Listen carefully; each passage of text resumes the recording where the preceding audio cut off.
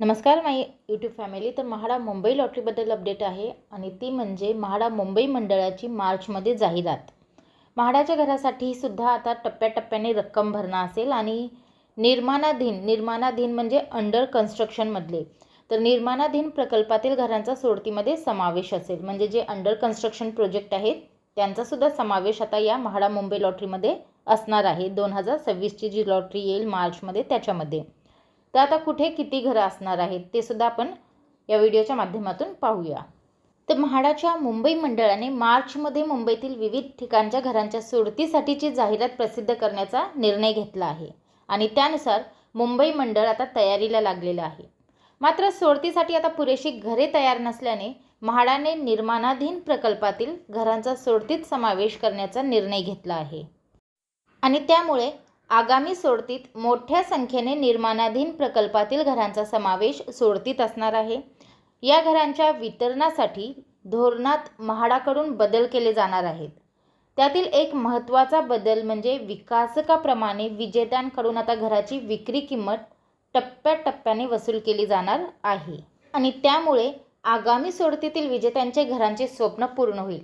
मात्र हक्काच्या घरात राहण्यास जाण्यासाठी त्यांना बराच वेळ वाट पाहावी लागणार आहे. मुंबई मंडळाच्या घरांना मोठी मागणी असून इच्छुकांचे सोडतीकडे लक्ष लागलेले असते. सोडतीत 2025मध्ये खंड पडला आणि सोडत लांबली, पण 2026मध्ये सोडत काढण्याचा निर्धार म्हाडा उपाध्यक्ष संजीव जयस्वाल यांनी केला आहे. त्यानुसार मार्चपर्यंत सोडतीची जाहिरात प्रसिद्ध करून एप्रिलमध्ये सोडत काढण्याचे निर्देश त्यांनी मंडळाला दिले आणि त्याप्रमाणे मुंबई मंडळ आता कामाला लागले आहे. सर्व विभागीय मंडळाकडून चालू आणि निर्माणाधीन प्रकल्पांची यादी मागवण्यात आली आहे. त्यानंतर घरांची निश्चिती करून घरांची अंतिम संख्या ठरविण्यात येणार आहे. मात्र आपल्याला मिळालेल्या माहितीनुसार 4 ते 5 हजार घरांसाठी सोडत काढण्याचा मंडळाचा प्रयत्न आहे. मात्र सोडतीसाठी पुरेशी तयार घरे नसल्याने मंडळाची कोंडी झाली आहे. ही कोंडी दूर करण्यासाठी सोडतीमध्ये तयार घरांसह निर्माणाधीन म्हणजेच अंडर कन्स्ट्रक्शनची जी घरं आहेत त्यांचाही समावेश करण्यात येणार असल्याची माहिती मिळालेली आहे. तसेच विक्रोळी कन्नमवार नगर येथे अंदाजे 1300 घरांचे काम सुरू असून त्यापैकी केवळ 84 घरे तयार आहेत.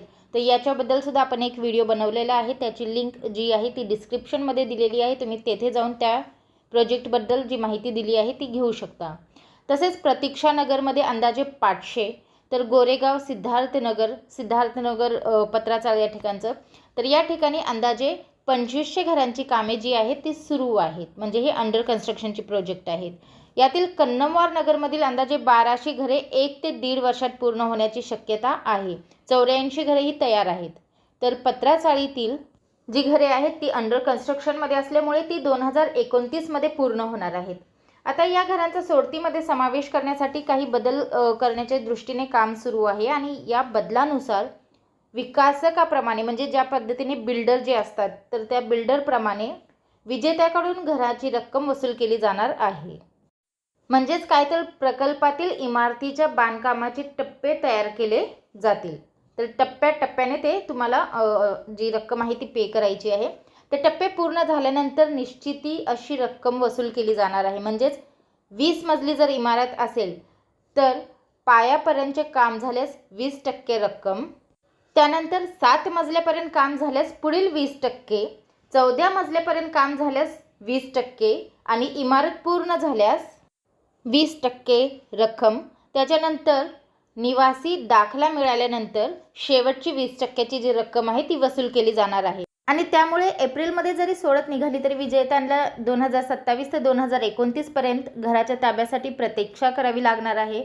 या नव्या पद्धतीला विजेत्यांचा कसा प्रतिसाद मिळतो हे पाहणे महत्त्वाचे आहे.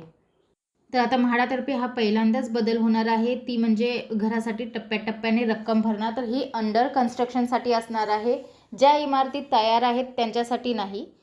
तर म्हाडाने ही चांगली सुरुवात केली म्हणायला हरकत नाही, कारण अंडर कन्स्ट्रक्शन घरासाठी जर विकासकाप्रमाणे टप्प्याटप्प्याने रक्कम घेतली तर अंडर कन्स्ट्रक्शनमधली घरं घेण्यासाठीही अर्जदारांना काही हरकत नसेल असं मला वाटतं. तर आता म्हाडा मुंबईची जी लॉटरी आहे त्याची भरपूर जण प्रतीक्षा करत आहेत, परंतु आय होप की ही जी लॉटरी आहे ती परवडणारी असावी आणि सर्वसामान्यांसाठी असावी. तर या व्हिडिओमध्ये जी आपण लोकेशन सांगितलेली आहेत त्या ठिकाणी बहुतांश घरं ही अंडर कन्स्ट्रक्शन आहेत. रेडी टू मूव्ह असणारी घरांची सुद्धा लॉटरी म्हाडा मुंबईमध्ये निघेल. त्याचं जे लोकेशन आहे ते म्हाडा पवईच असणार आहे, कोपरीला. तर तिथे पूर्ण रेडी टू मूव्ह घरे आहेत. आत्ता अजून कुठे लोकेशन्स आहेत का ते आत्ताच आपल्याला सांगता येणार नाही, परंतु अंडर कन्स्ट्रक्शनची जी संख्या आहे तीच जास्त राहणार आहे. आणि पवई कोपरीची जी घरं आहेत ती MIG आणि HIG गटासाठी असणार आहे. त्याच्यामुळे EWS आणि LIGसाठी पवईला घरे नाहीत. तर विक्रोळीमध्ये सुद्धा जी घरं आहेत ती माझ्या मते MIGसाठी आहेत. तर LIG आणि EWSसाठी घरे कुठे असतील तर बहुतेक आता जी प्रतीक्षानगर आहेत त्या ठिकाणी एकतर LIG किंवा EWSची घरे असतील.